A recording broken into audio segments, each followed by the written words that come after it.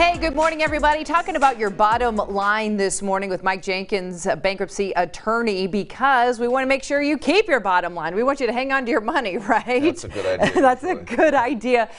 So let's prevent you from making some very easy pitfalls that can put you into bankruptcy. So hopefully you don't have to call this guy, but we're going to tell you how you can to make sure if you need his assistance, you can. But you're helping us out this morning by continuing on a conversation we had a couple weeks ago about some things that people can do or habits that people have that can kind of naturally lead them towards bankruptcy. Or risky factors, risky ways of carrying on your life that can lead you into a negative financial situation. Right. So we're giving you specifics, and this one I'm interested in hearing, because how often in our community are we saying we're supporting entrepreneurs? We want you to get out there and start your own business and do your thing. But that's one that's on your list, starting your own business, which can make sense because we know it takes a lot of this to get a business started. Yeah, and while having your own business is very rewarding, it's also highly risky. And you know, I think that I've got a belief that probably more than 50% of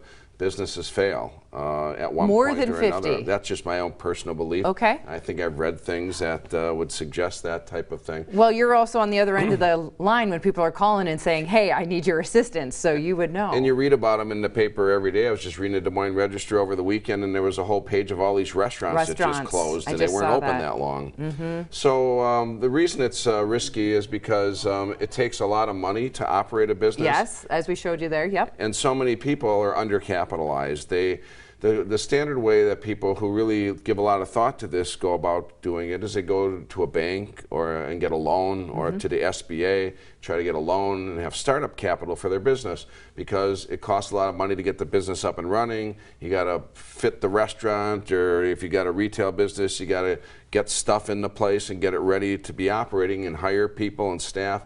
Well, you kind of have to pay them. Like when you turn on the lights, you got to start paying these people.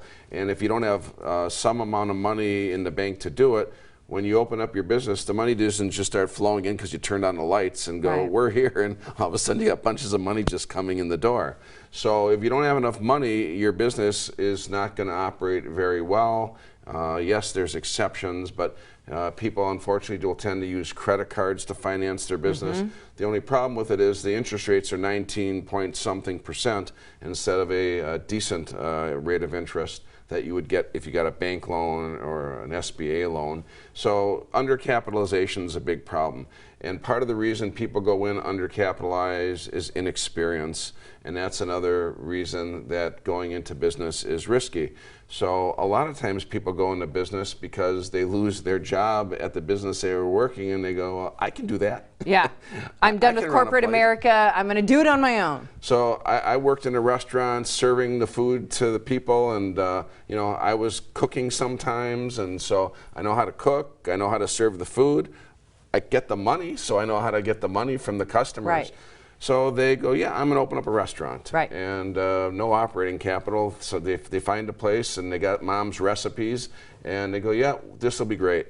Well, again, they don't have money, they have inexperience, and it's one thing to actually do the stuff that the business does, but not doing the business part of it is a whole different ballgame. Knowing in a restaurant situation, how do we order the food? How do we get the best prices for the food we order? On other goods, how can we get better prices than just calling up some supplier and go, hey, we need this, or going to Target and buying in bulk? There's tricks and there's lots of different devices that successful businesses use so they can lower their costs. But if you go in inexperienced because you never actually operated on the business end, or if you were working as a plumber for one of the big plumbing companies, yeah, you can do the plumbing. You may be the best plumber there is in the city of Des Moines, but you may not be the best person when it comes to managing the money for the business and figuring out how to bid the jobs and for the right prices. So inexperience is a big problem. Another big problem I find with people that decide they want to have a business, sometimes the business isn't their main way that they're going to have their income. They've got a nice lucrative position working for some bank or some insurance company, and they go, yeah, I think I want to have a business. Kind of a fun side job. Yeah, something on the side. So they're paying people to run the place, so they're not invested with their own time and labor. Sure, they'll come in from time to time, check things out, but if you're not in the business every day, seeing that's going to be operating efficiently, That's a big problem. You're not there managing the day-to-day affairs. The other problem is that you're paying somebody else to manage the day-to-day affairs, so you're gonna have a manager. Maybe you're paying them $40,000 or $50,000 that you wouldn't be if you were there instead. Yeah, if you were doing it. So, and sometimes if you got a husband and wife, it's always, if you're starting a business, it's better if one of those spouses who's had a job stays at that job for a while. That's a guaranteed income coming in. Whereas the person working at the business, you gotta be willing to go out without some money for a while, because again, it takes time for the business to build up enough money coming in that the owner can pay themselves a sufficient amount. A great idea, but it all comes back down to that almighty dollar and making sure you're prepared in the right way. So let's talk about being prepared in another way and hopefully not having to dip into some funds you probably shouldn't be dipping into in the first place. Paying off debt by using home equity loans or loans against your 401k plans. I didn't think you're supposed to get into this guy until a certain age. Why is this such a bad idea? Well, ideally, retirement's the best time to get into your 401k, right, while you're still working, trying to make it grow. And so when you're borrowing against your assets, be it your 401k, the equity in your home, to pay debts, you're already ready to sacrifice those assets, because if you don't pay them, in the case of your 401k, you shrink the value of it. In the case of your home, you risk losing it if you can't afford to pay that new loan that you've put against it. And everything would be fine if this was going to be a one-time event. I'm going to do this, I'm going to pay my $15,000 or $20,000 of credit cards off, I'm going to cut up those cards, I'm not going to get other ones, I'm going to stop doing this stuff. I kind of figured out that I can't keep buying stuff and not paying for it, so I'm going to go pay for this stuff, pay it back, and I'm not going to do that kind of stuff anymore. But that doesn't happen. The same conduct that caused them to go borrow the money against their home, their 401k, is the same. They just keep on living, and they keep on buying, and they just keep charging. Now the cards were zero. Great, now I got more credit, so I can go out and charge them back up because they were to zero. And then all it takes is one bump in the road. Someone loses their job, somebody gets sick, all of a sudden the income stream gets cut off for a while. You can't pay both your mortgages, all of a sudden you lose your home. Yeah. Or you might be calling me because I need to file bankruptcy to save my home. Or same with the 401k, some people are getting multiple loans against that. And all of a sudden their paychecks are shrinking and shrinking because those payments got to come out of your paychecks. They're getting garnished. It's not like the credit card where you can say, oh, I'm not going to pay this.